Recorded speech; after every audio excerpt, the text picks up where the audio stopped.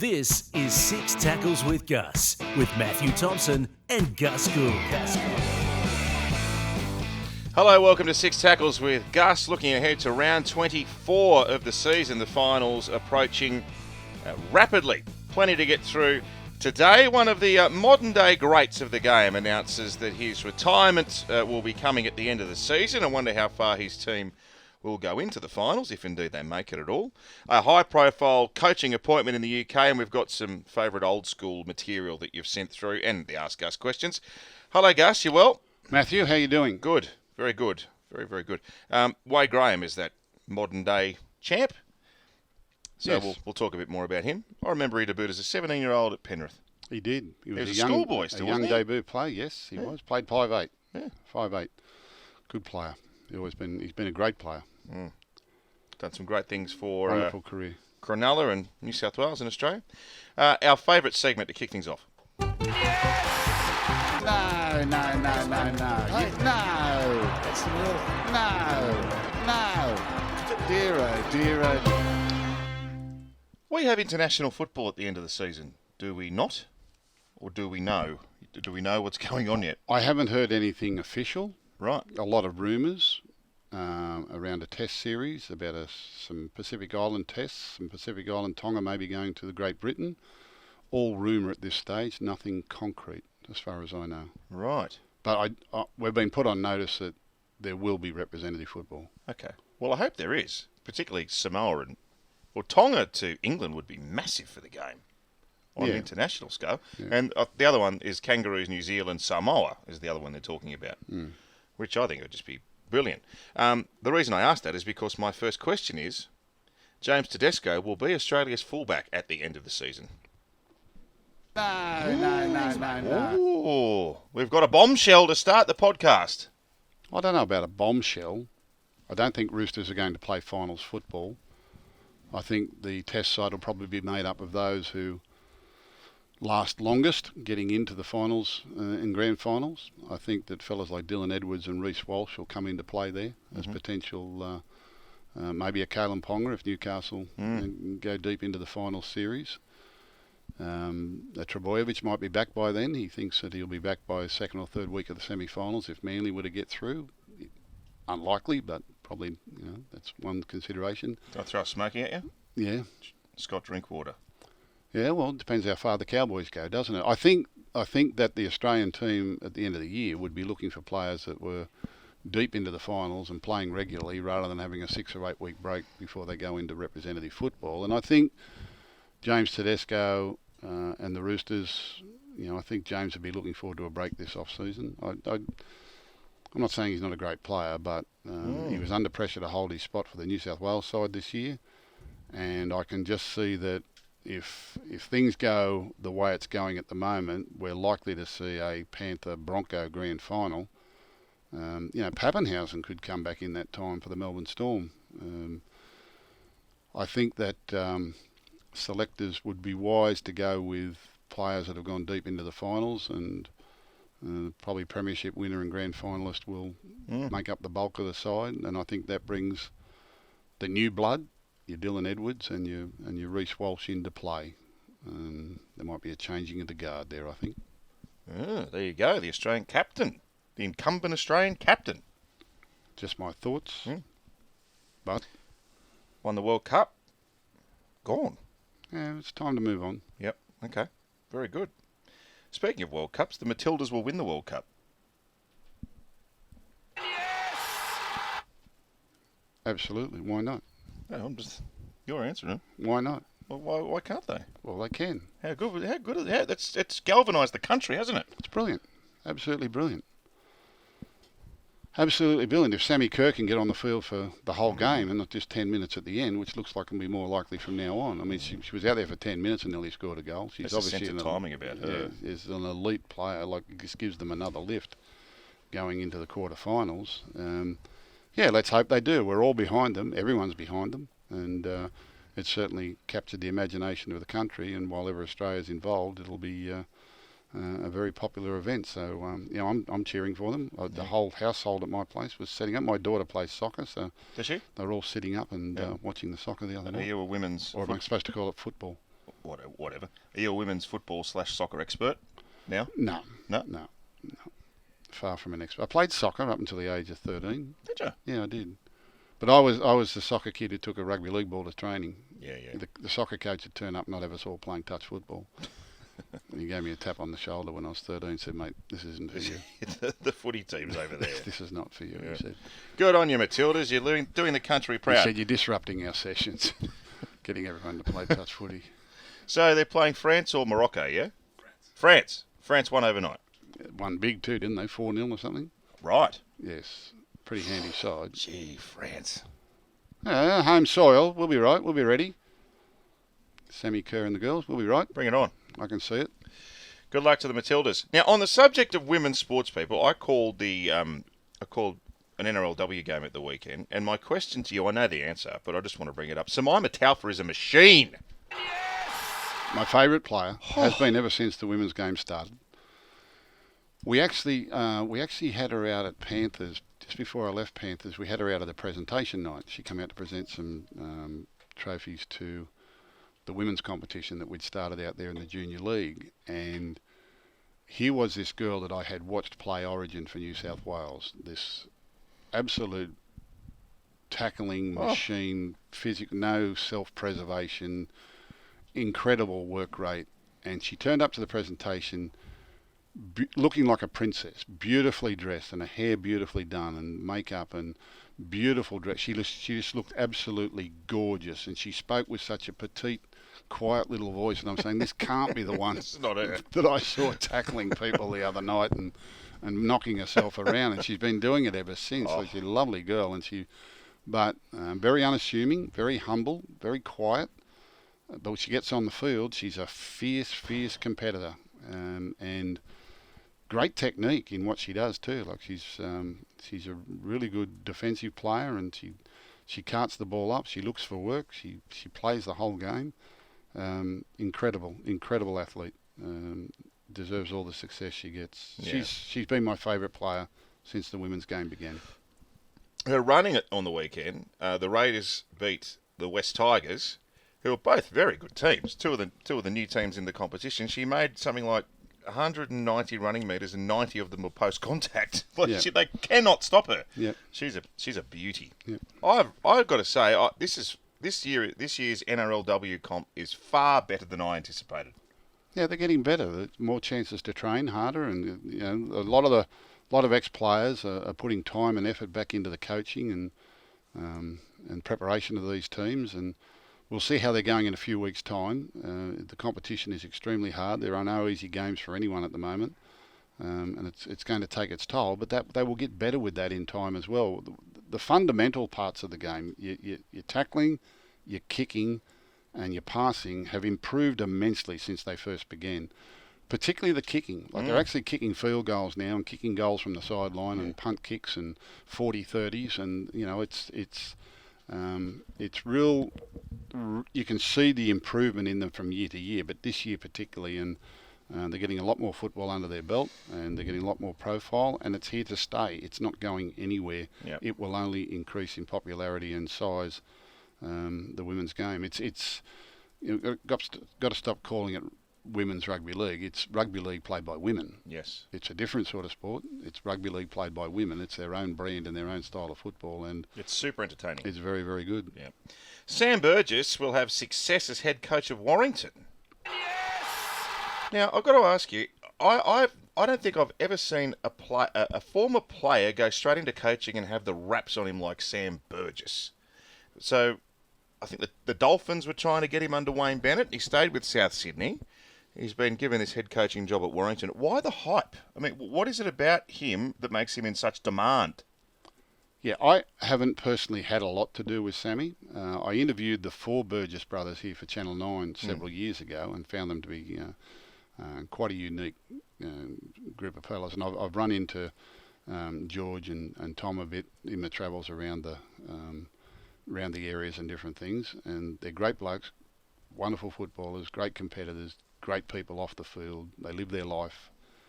Sam Burgess, as I understand it, is an extraordinary leader, an extraordinary influence on men. His character and his the way he played the game and his toughness, but his persona, he's got an aura about him. I heard a brilliant story the other day at a luncheon, and it was told by James Graham, and I can't do the story justice because James Graham told the story so well about their history playing against each other in Great Britain, and then they both came to Australia, and obviously there was great competition between the two, and there was great rivalry, and there was always plenty of feeling when they played against each other. And then he talks about South Sydney playing the Bulldogs in that grand final that South Sydney went on to win, but in particular the lead up to the first collision of the game where Sam Burgess fractures his cheekbone. And I don't want to destroy this story because James told it so well, and I was so enamoured with the way he told it that I'll give you a brief synopsis though. It was kind of like they were looking forward to the challenge all week, and then when they got out on the field, the Bulldogs were going to kick off, which James Graham was happy with. He won the toss and wanted to kick off because they wanted to defend first. And when they lined up on halfway, Sam Burgess, who was locked forward for the opposition, had put himself back in the in goal to receive the kick-off if it came his way, where normally he didn't do that. He wasn't the one that hit the ball up from the kick-off. But for some reason, it thought, well, if I'm the captain and I'm the leader, I'm going to be the first one to run the ball in the game. And James Graham sort of saw him and instructed them to kick that way so that they could get started straight away. It's an amazing story. Wow. And two great leaders. Yeah, so they came together in the collision and there was a head clash. And as we know, Sam fractured his cheekbone and went on to play for the full 80 minutes. And it was such a heavy collision. And he said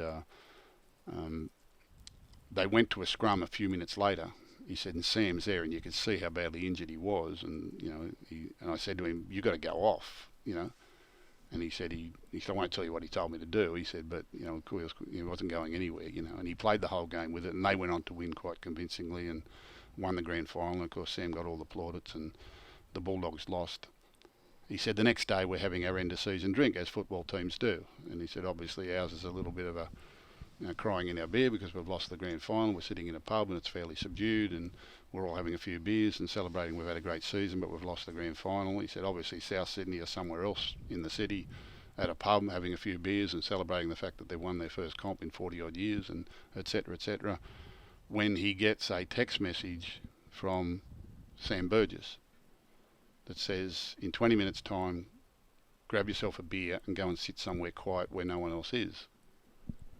And James Graham thought, well, I wonder what he wants. So he goes and buys himself a beer and goes out to the back of wherever the venue what there was and sits in a quiet area, he said, and 20 minutes later there's a FaceTime call from Sam Burgess. And Sam Burgess is sitting there with a full beer in front of him. He said, I just wanted to talk to you personally and tell you what a great player you are and tell you what a great leader you are and how I've enjoyed our competition, and I just wanted to share a beer with you today. We can't come over there, obviously, but I just wanted to sit quietly and talk with you. And he said we sat there for half an hour just talking over a beer to competitors from Great Britain who came together in that moment. And it was extraordinary. And I'd love for James Graham to tell the story publicly because he told it at a luncheon. And he might have already told it on his podcast or where have you, but I was so taken with just the nature of those two blokes and the fact that Sam Burgess would think to do that the day after the game. To say, I can't be there in person, but can we just sit and have a beer together? And that's good. That's very good. And told each other how much they admired what they did. And Sam in particular was an extraordinary performance. I mean, these days you'd have been off for HIA and not be able to finish the game, but he was there, and it's one of the most heroic things we've seen in a grand final. And I guess that's why people see him as someone who can inspire others. And I don't know Sam all that well about his knowledge of football. Can only imagine he's played at the highest level. I can remember when he was a teenager, first starting out in England, and I actually spoke to Nathan Brown, the coach Nathan Brown, the Dragons boy, who was over there coaching, I think, St Helens at the time. And I was talking to him about something on the phone, and he said, I've just seen the best young forward I've ever seen since Sonny Bill Williams. He said, this bloke will be the next big thing in World Rugby League as a front row forward. He said his name's Sam Burgess. He was a teenager. And he played in a test series, I think, a couple of years later, or a World Cup a couple of years later, and I went, wow, you might be right. And then he, of course, come out to South Sydney and came with his brothers, and the rest is history there. So, he's quite an extraordinary person, and I can only imagine that's why Warrington have chosen to offer him a contract and be the coach over there. I'm pretty sure they had offered Justin Holbrook that job. Justin's decided to stay in Australia and assistant coach at the Roosters, which I think is a good move for him. But certainly Sam Burgess, that's a big decision and it's a big call, but he'll make a success of it. He'll be very, very good over there. That's a long answer to your question. No, I like it. That's a fabulous story. Fabulous story. And it won't be a stepping stone because Sam Burgess doesn't do anything like that. He does everything with absolute commitment. But I would think he would see this as a path to NRL coaching. I mean, he would want to come and test himself here as a coach. Perhaps, and I'd say. Yeah, he's absolutely. passed as a player. This is the place to be. So. He might be the next South Sydney coach.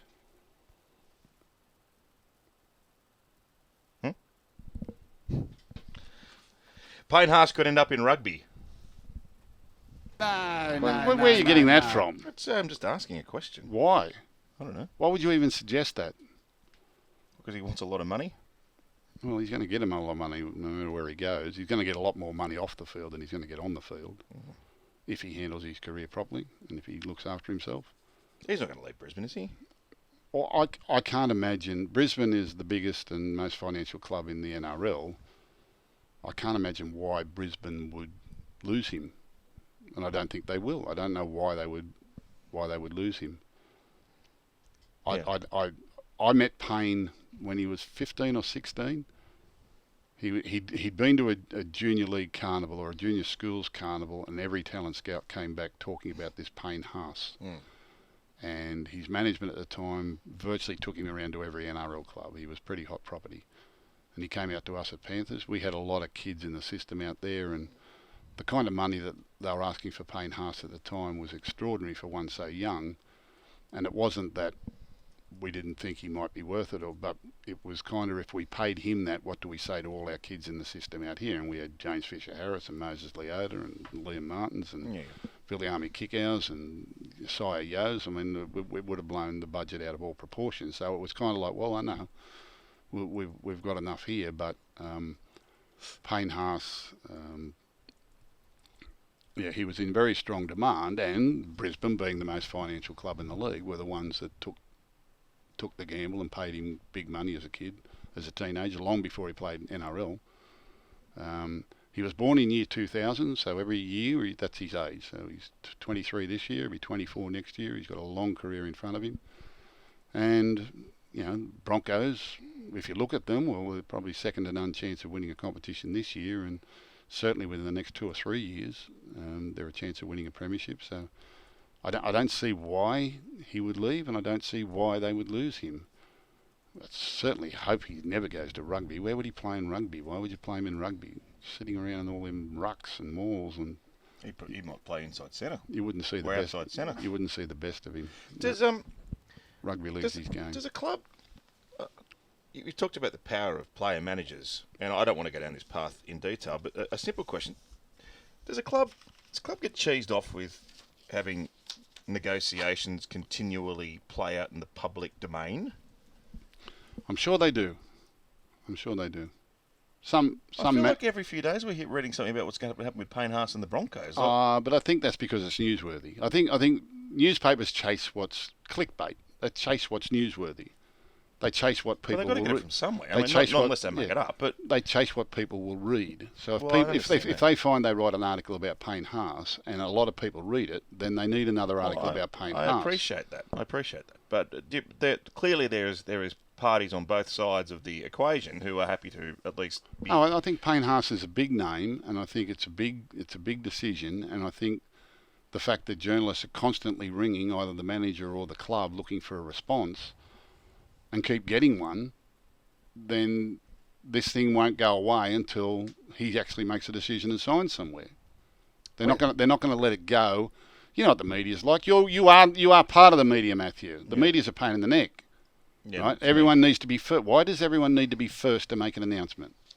What's all this obsession with I have to be first? So what they do is they make stuff up and say it, just in case it comes true, then they can say they were first. But they don't have to apologise for all the stuff they got wrong over the years. Do you want me to start? No. I won't start. Talk to James Bracey. It's his fault, not me. Well, you're a journalist. Well, not anymore. No, well, no. Once you're tarred with that brush, mate, you're done. You're a journalist. Hey, that to get into the meat of what we're going to talk about, I tell you what really stood out to me last weekend. We called that game Thursday night, which was pretty up and down. Compare that and some of the other games we saw to the pace and the intensity of Brisbane versus Cowboys. Oh yeah. It was chalk and cheese. Yeah. And the way the Broncos, the speed that they play with the ball, they are fast. Yeah, those Broncos and Cowboys games are renowned for it, though. Yeah. You know, they're played on fast tracks by teams that are not predominantly obsessed with wrestle. And that's part of the Bennett influence over the years. There are some teams that are going to be an ordinary affair simply by their style of football and the mentality of the football teams. They don't actually make for a great game. All right. And there are other teams when they play each other that can produce the type of football that really excites us. And the Cowboys and Broncos have always produced that. But it's like I say with boxing. The Marquess of Queensberry rules around boxing. You can be a fighter, you can be a slugger, you can be a stylist, and they're all different types of styles. There are all different types of styles of football teams, football coaches, and football players, and everyone should get equal opportunity under the rules. Unfortunately, our rules favour a certain style, or favour a certain brand of football, or look to control the style of football that's being played that everyone has to play, and that's why it's kind of been a cookie cutter approach to coaching and playing and positional play over the last 15, 20 years. Everyone now plays in lanes. They're locked into one corridor of the field. The wrestle, every tackle looks the same, every play looks the same. They all use the same plays. Yeah, but doesn't stop Doesn't matter which jersey. The Broncos didn't stop the Broncos. They were flying. Broncos and Cowboys are a little different. They're a little bit different. There's no getting away from that. So, they're the challenge. If there is a challenger to Penrith, it has to be Brisbane, doesn't it? I mean, you've been doubtful whether they can win a comp this year. I don't think they can. I think they're a bit immature yet to be beating Panthers, who are hard-nosed, provided Panthers are at full strength. Provided they're at full strength. But if Brisbane come out... And given that it's a fine day, and, I think that everything being equal, I don't see anyone beating Penrith. But if the Broncos come out and hum like they can, I mean, they're a bloody good side, aren't they? They are. It's whether or not they can score enough points, given what Panthers will put on them. The Broncos, it'll come down to the best defence. I can't compare the Broncos' defensive system to the Panthers' defensive system. Panthers will be best under pressure. Broncos have a day out. I mean, if Reece Walsh has a day out, if Adam Reynolds has a day out, I suppose they can beat anyone. It's possible. I'm not saying it can't happen. I'm just saying I think Penrith win the comp. Of the others, the contenders are falling away pretty quickly, aren't they? But would you agree now that they're right at the head of the queue, and then maybe a gap to the rest? Yeah, probably. Yeah, probably. Depends on Adam Reynolds. If he's fit and well come that part of the year. And that's what I said. They've got to win one in the next couple of years because I don't know how much time he's got left in him. Well, didn't they do it? Jock Madden played on the weekend, didn't he? Yeah. And they won easy without him, with him in there instead of I Reynolds. don't know if they won easy, but they won. Well, I guess if you put Peace Reynolds back into that team, and there's further improvement. I think the game looked great because they were playing against each other. And it was 3:00 Saturday afternoon in Townsville. Yeah, and I think if either of those sides played like that against Penrith, they'd both lose. I think if either of those sides played against Melbourne like that, they'd both lose. Really? That's just how I see football. Why would Melbourne beat them? I think Melbourne will be more controlled and more defence-minded, and I don't think either Brisbane or Cowboys will get away with what they got away with each other against those sorts of sides. They're more, That's just, when I look at styles and look at football, that's what I see. That's why I say, Newcastle will flog the Raiders. That's why I say Sharks will beat South. There are just things that come to me at different times. When did you say that? Last week. No, you didn't. Well, I did initially, and then the Sharks had a couple out, but they beat them anyway. That's how much better they were. I got 8 out of 8, bro. Good on you, mate. Thanks very much. On the Sharks, funny game, rugby league. Someone I know tells me rugby league's a funny game. It's a funny game. Are you all right? Something's under your. You got a burr under your saddle about something. I can tell. What's going on? Nothing. Why? Something's happened. Nothing's happened. Yes, there has. No, it isn't. What are you? Who? You're going to tee off on someone? Who? No, I haven't. Who do you want to go at? No, I've just got a couple of text messages. And Oh. I've got to sort it out later. Oh, So, right. Yeah. Anything you want to share? No, all good. This is your podcast. Nothing for the press. Oh, it's funny how I'm in the media and he's not. Hmm. Sharkies could make the top 4 again after that on the weekend. Well, if they play like that, they will. Hey, If they play like that, they will. they were good. The Sharkies. They were good. They were desperate. That was the performance of a desperate team that wants to save their year, wasn't it? Well, it was. I said it the week before against Panthers. You know, I'd sort of been writing the Sharks off, and then I looked at who they were playing at the back end of the year, and Panthers was up there. I'm saying this is going to fall apart. Against Panthers, they were beaten 28-0, but I actually saw an upswing in their performance. I saw an upswing in their mentality and in their togetherness and in some of the things that happened in that game. And I thought only the Panthers would have put 28 on them in that environment, on a slippery surface out there at Penrith, because they're so good in those conditions. And I thought, given the amount of possession that the Panthers had and the amount of goal line defence that the Sharks had to do, I thought it was actually a really good performance. I thought it was their best in ages.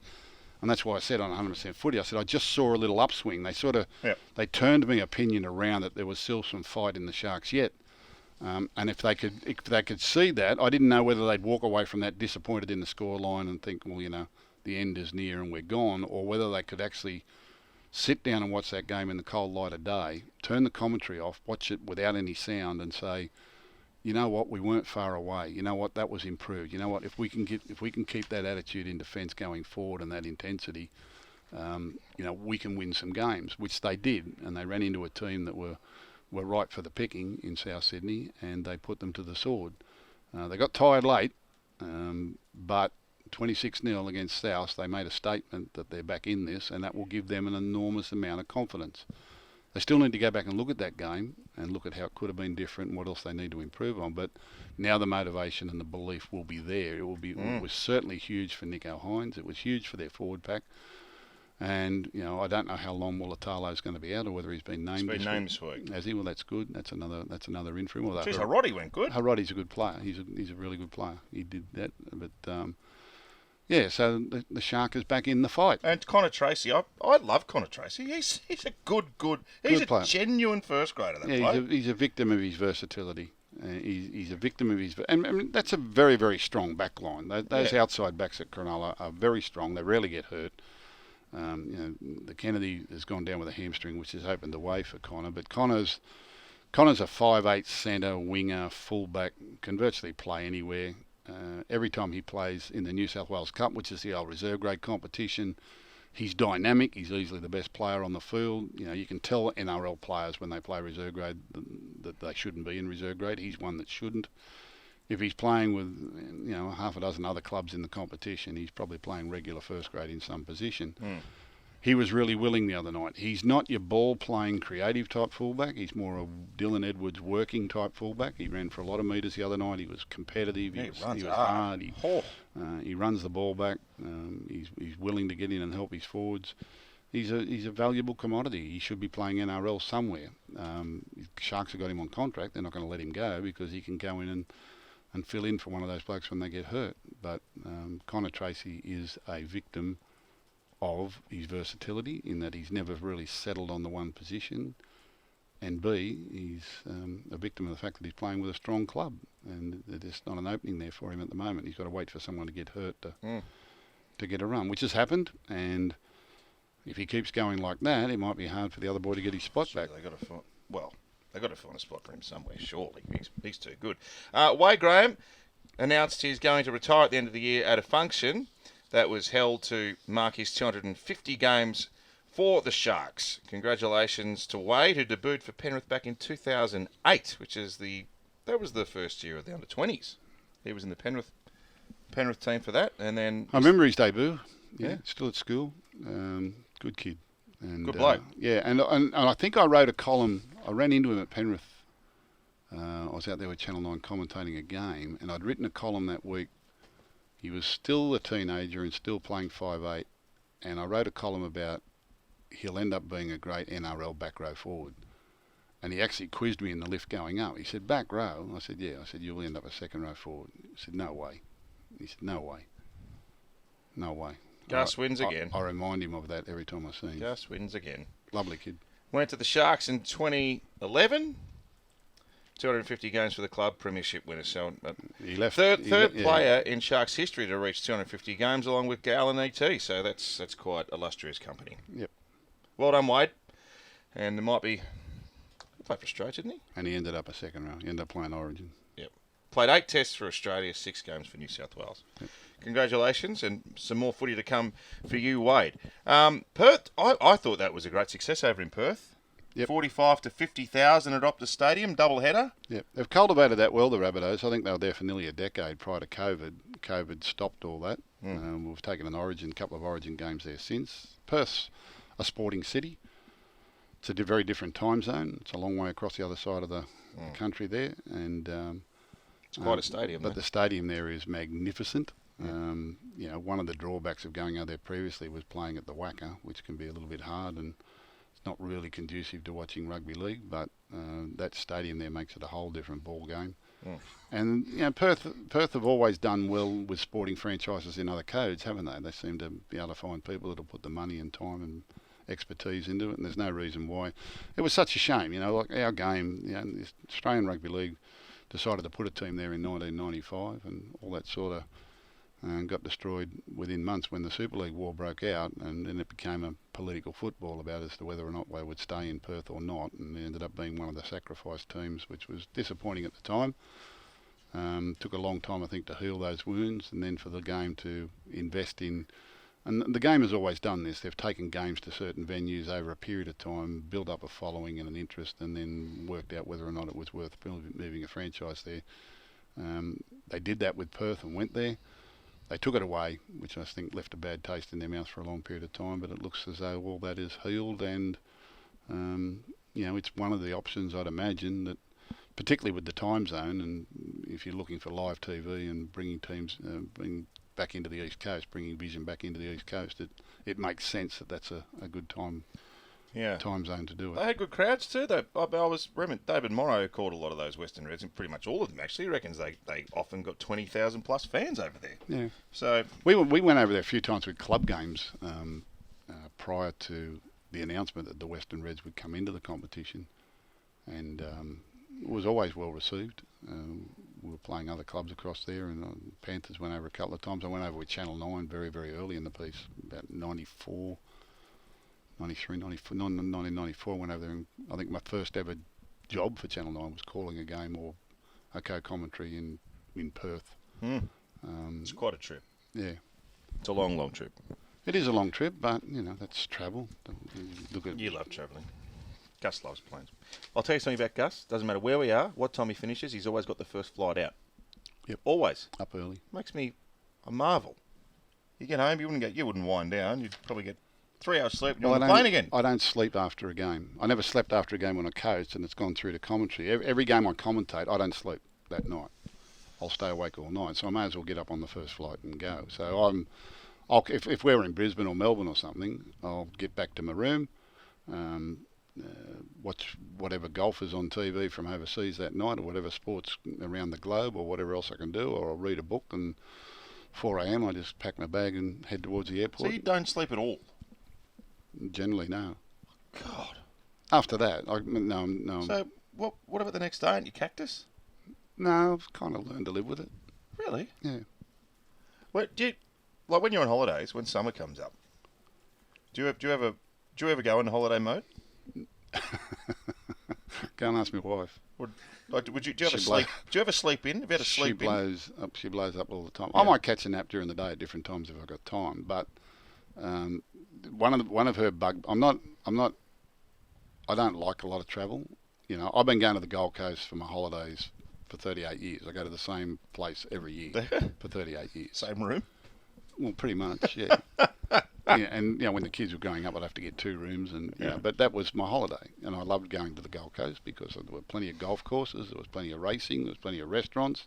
I knew plenty of people up there, and it was really good. But And I can sometimes go a long time without a break and working 7 days a week, and then it'll get to the point where I need a holiday, I need a break, right? And I'll go up there, but within 3 days I'm ready to come home again. I'm ready to get back into work. I don't actually go. I go away. I go away for a few days and I'm fine, and then I'm agitated again. I want to get and do something, and yeah. You're never going to retire, are you? No, I take my breaks. I like. I've got other distractions that I'm involved with, and particularly other sports and those sort of things, and interests. But it's kind of like a day break thing. If I can have a day break doing some other things, that's enough for me. That's a holiday for me. But my wife wants to go to Europe and England and travel and do all that, and I can just imagine me walking through the ancient ruins of Greece or something or other. You'd love it. I'd be as bored. You'd love it. I'd be as bored as bored. She'll divorce me before then. She'll find a way to go. Well, it sounds like it's a miracle she hasn't divorced you yet. Well, you'd be walking through one of those magnificent archaeological sites, and you'd be thinking about defensive patterns. You wouldn't believe it. Like this year, she said she had a friend getting married in where was she getting married? Over in the Mediterranean somewhere, and the wedding was a 10-day boat cruise throughout the Mediterranean, stopping at each port every day, and Italy and Greece and all that sort of thing. And it was from, actually we should be there right now. I think her friends are over there right now. So last year I said we'll do it. I said I've never ever done it before. I'll ask Channel 9 for some time off, and I can take a break from the Bulldogs any time. I said we'll do it. We'll do it. I said I promise we'll do it. And then we had a couple of floods at home and a couple of different things, and I reneged. So she's not talking to me at the moment. Did she go? We're supposed to be in the Mediterranean right now, but oh my goodness! I didn't have the heart. You're sitting here next to me. I didn't have the heart to ask for time off. No, I'm happier here. I'm happier here with the football. I didn't want to be over there. That's just me. Then I said to her, she said, the Rugby League World Cup's going to be in France. I said, I promise you, we'll go, and we'll go for 3 months. I said, we'll go for 3 months, we'll go to the Rugby League World Cup, and then we'll do a tour of Europe. Well, France, it's off. Oh, you're evil. So take her on a holiday. Now it's blown up. She can go you on a know holiday. what you can do? It's no good. Come to the Olympics. No, I'm not going to the Olympics. Yeah, come to the Olympics. We can get you doing a sport. No. See, but Rugby sevens. We'll go on a holiday. We'll go on a holiday to Hawaii. We've taken the kids to America. We've done the Disneyland thing and all that sort of thing. But in a few days, I've had enough. I've had enough. But you haven't. But that's because you haven't allowed yourself to unwind yet. I want to come back and just do my own thing. That's because you can't get the races over there. I'm just a creature of habit. You can't get. I like my relaxation here. What sport would you call it the Olympics if you were going to go? The Olympics? What would I'm you not choose? calling any sport. What would you choose? No. What would you choose? I wouldn't know. I wouldn't know. You could choose any Olympic sport to call. What would you choose?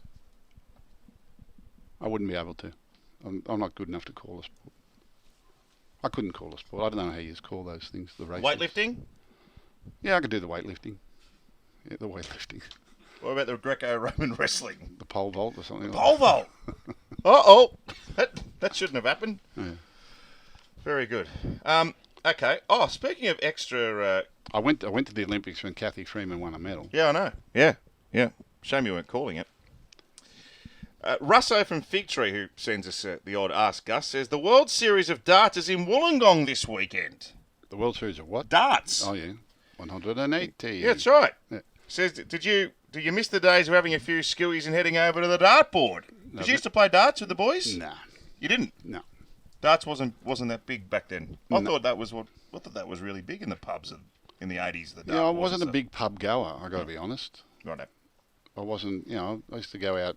I didn't mind a bit of nightlife when I was younger, but I wasn't a bloke that went to the pub every afternoon for a beer. No, but like after training or with your footy mates.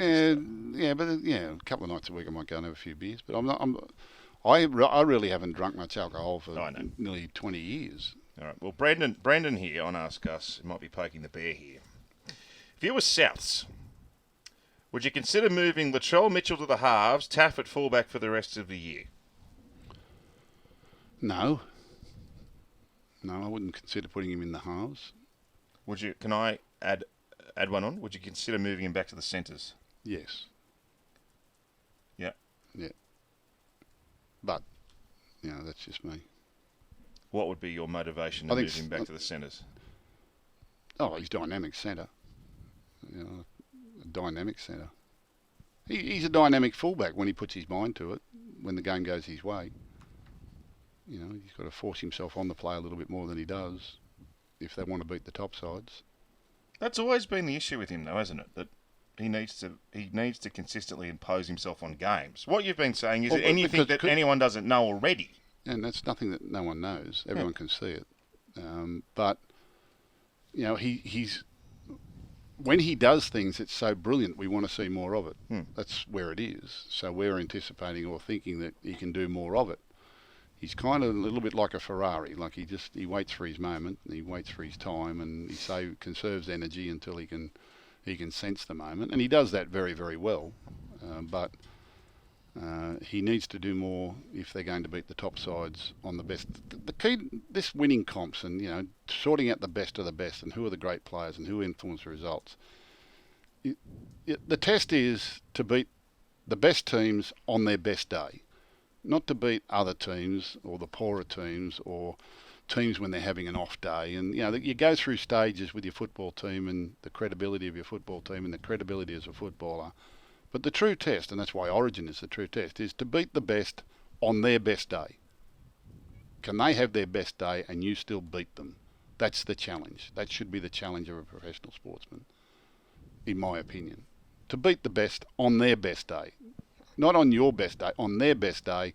When they're having their best day, can we still beat them? Which means if they don't have their best day, we're going to beat them anyway. That's just how I view it. You know, Latrell's not wired that way. Not yet. He may get there.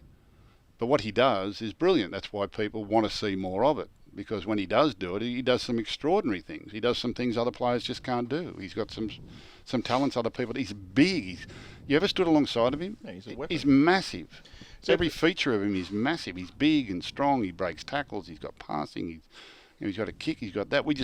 People want to see more of it. And Latrell doesn't see football that way. He kind of saves himself for the moment. But you never know. He'll get a burr under his saddle and away he goes. Yeah, that's right. But I suppose the modern day fullback, like the Edwards style fullback, and even Tedesco and these sorts of guys, like they're everywhere. I mean, that's the role, isn't it? All the time. They're actually all the time. He doesn't play that way. So a South, is he the right man for that position? But what he does, given the way he plays, what he does, he beats the poorer sides by a lot. They beat the poorer sides by big scores. Yeah. You know, with Latrell timing his run and imposing himself when he sees fit. And he plays that position comfortably because he plays it in his own way. But he doesn't run the ball back. He gets his wingers to run the ball back for him if he can. That's why sides now work out the better sides. They've got to kick early, so they've got to make him run the ball more, which wears him out, which doesn't allow him to get involved in the game in other parts of the game. Yeah. In dynamic centre, he won premierships at the Roosters playing centre. I play golf a bit. They picked him to play centre in Origin. Yeah. Yeah. I play golf with who played rugby union for Australia and also played rugby league. Apparently he's a good golfer. Is he? Oh, that wouldn't surprise me. He said to me yesterday, if I was coaching Latrell, I'd be saying to him, I need 20 runs out of you a game. That would be his rule to him. Yeah. Would you be wanting to get something like that out of him, or if that gentleman would like to go and talk to Latrell about that, Latrell might have a different answer. I'm sure he would. Yeah. Regards, Brett Papworth. How do you think Jackson Hastings and Tyson Gamble have gone in the halves for Newcastle? I don't think they've been recognised for their winning streak, says Matty. Give them great direction. Tyson Gamble is a competitor, gives them real toughness. Jackson Hastings, puts them into position and gets the ball to the people that can create. It's moving Kalen Pong back to fullback has been a big part of that. Jackson Hastings delivering. Their edge ball runners are very, very good. It's brought Badman Best and these players into the liking. The winger's getting plenty of ball across there. What's his name? The big winger. Nazio? No, the other Young. Yeah, Dominic Young. Jackson Hastings is a good organiser. He's a good deliverer of the ball. He knows the game well, and he knows the assets that he's got in his team, and he makes sure they get the ball when they want it, how they want it, as often as he can, and gives them a lot of direction. Tyson Gamble has given them defence in the front line and a real competitive edge. He's a niggler. He's good. I love him. Likes to get in and niggle, and that's allowed Kalen Ponga to go back to fullback. Why they moved into 5'8", I will never know. Because they didn't think they had a 5'8", I put him at risk. Well, 5'8" can be. You can make up for those things in different ways. Mm. Anyway, they've got the right formula now, and they're headed to the final. So the Knights have got it right. Well, their winning streak's going and that's part of coaching too, to recognise maybe I've got that wrong, or maybe I've tried something and it hasn't worked. I've got to turn back and go again. That's leadership. That's we don't always get it right. We make mistakes. You've just got to be able to admit that and change direction and move in the right direction. Failure is a part of success. You can't be scared of failure. You can't be afraid of making decisions because you might lose, or that's part of everything. Failure is just another way not to do it before you get to the right way. And they've got the right way now. It's a formidable team, the Newcastle Knights. Got a lot of points in them, and they're going to play finals football. They deserve it. They get beat this week, though. 6 tackle trivia. If you get this, I'm shouting you coffees for the rest of the season. Right. Who was the Western Reds' top point scorer? Who was the Western Reds' top point scorer? A break on 6 tackles. Who was the top point scorer in the history of the Western Reds? There's blokes score this amount of points in a season. I will shout you coffees for the rest of the year. I will bring a coffee in here every day. Every time we record this podcast, if you get this right. Top point scorer for the Western Reds. I'm thinking it's someone obscure. I've got visions of a goal-kicking winger. Trying to put my name to it. No, can't get it. Was it on the mark? Yeah. I think he had sort of long blondish hair. Yeah, I can see him. I can't think of the name. All right, let me try and give you some sort of. Oh, I don't know. What to... Who do you play I'll with? tell you what. Show him a photo without the name. Who do you play with for the West? Who do you play with prior to the Western Reds? Did he? Manly. Yeah, I can see him. Get a photo. No name. This will be 4 coffees only. Okay. Not the rest of the year. For the rest of the regular season. I can see it. I can see it before you show me the photo, but it's not going to help. I can see it. I actually. Good-looking rooster. Oh, he was a good-looking rooster. Yeah. I knew who it was. Looks like Craig Hancock, actually. Yeah, I'm trying to think of the name. Can't remember the name. Okay. I can't even give you a hint. Go on. Chris Ryan. Chris Ryan, that's right. Yeah. 236 points. Yeah. Western Reds legend Chris Ryan. Yeah. Wasn't Mark Geyer. Now, we put it out... Matty Geyer played over there. I first saw Matty Geyer play for the Western Reds, yes. I didn't know that. Yeah, I first saw Matty Geyer play for the Western Reds. I wanted to sign him at Penrith at the time. Oh. I wanted to sign him for the Roosters. And, yeah, he was a good player. He ended up going to the Melbourne Storm. Now, what do you talk about great coaching? Craig Bellamy won a comp with him at 5'8". Yeah. Did he play 5'8" for New South Wales? I reckon he did. I don't know. Might have come off the bench. He played on the wing for New South Wales. He could play everywhere. Play wing, play fullback. Yeah. NRLW. Titans are unbeaten, Gus. Only team in the comp unbeaten. Broncos star Melly Hafunga becomes the second NRLW player to score 4 tries at the weekend. And Kennedy Cherrington was sent off and got 4 games. Yeah, it was a nasty one. Yeah, well, it was not a good tackle at all. Round 4, Saturday, 11:05 a.m. What a Saturday of footy. Starts at 11 o'clock in the morning. Yep. Dragons versus Raiders. Yes, Raider. Yep. Saturday, 12:50. I'm calling this one, actually. Totally Workwear Stadium, Brisbane. Cowboys versus Tigers. Yeah, I've got a wrap on the Tigers. Cowboys are a good side too. I'm going to go Tiger. Broncos Eels. That's a part of a double header on Saturday. That one's at 3:10. Broncos Parramatta. Parramatta have been disappointing, haven't they? Yeah, Bronco too good there. Shark Rooster down at PointsBet Stadium at the kick-off time of 12:03 p.m. Yeah, Roosters were shock losers in round 2, but bounced back last week. Sharks have had some injuries. They're a brave side, but I think Rooster might be a bit strong there. And a blockbuster. Sunday, 1:50 p.m. Knights v Titans. Yep. What a game. Yep. Cream rises to the top there, baby. Night to win. Yep. To end the unbeaten run.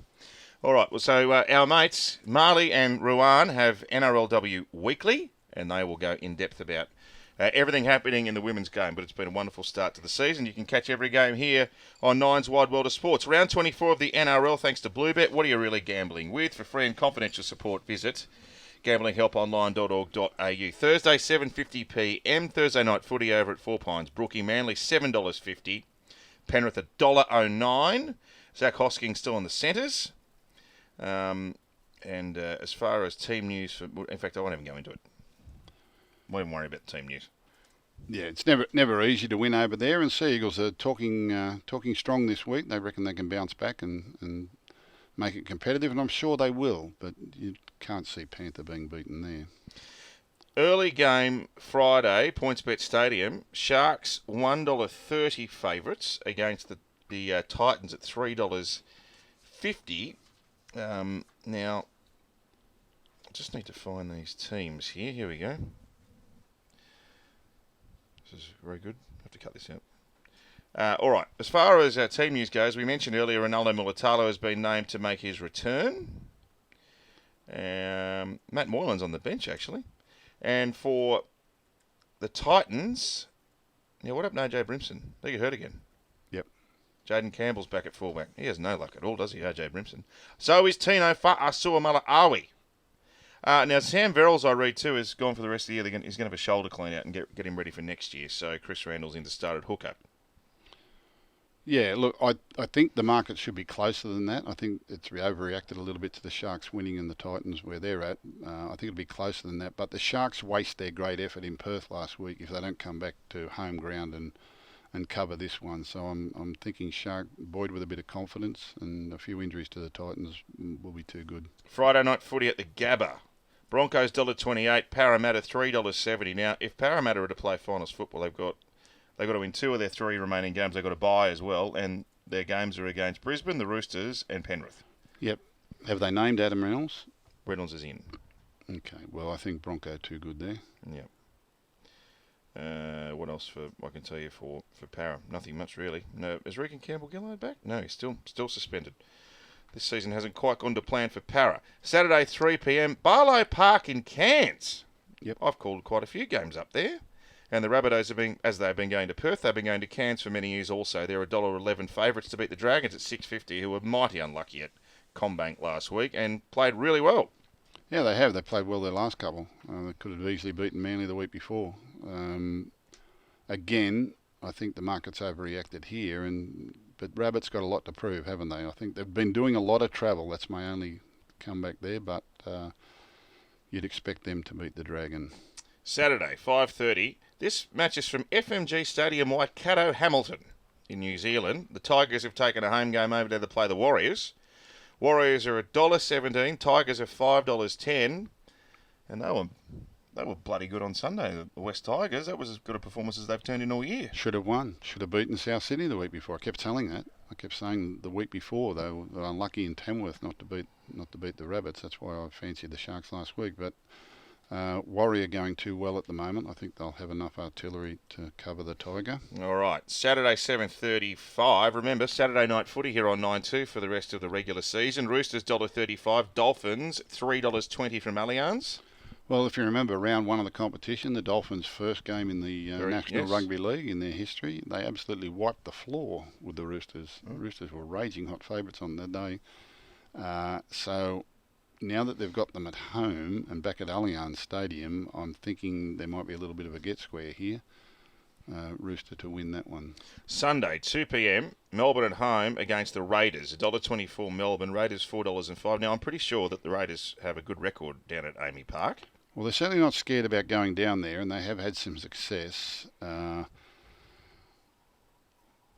It's a little bit of a crunch time for them too, getting onto the eve of the finals. And, I always, back in the old days, getting close to the semi-finals, there was a game you'd pick out away from home against a good side where you'd say, you know what, we'll put all our eggs in that basket and that'll let us know exactly where we are. I don't know whether Raiders have that mentality or Ricky Stewart's geared them up for that. But if I'd have been looking at their draw early in the season, I was coaching the Raiders, I would have targeted this game as one where we're going to gear up for that one. That's the one where we're going to show whether or not we can do this. And they have had a good record down there.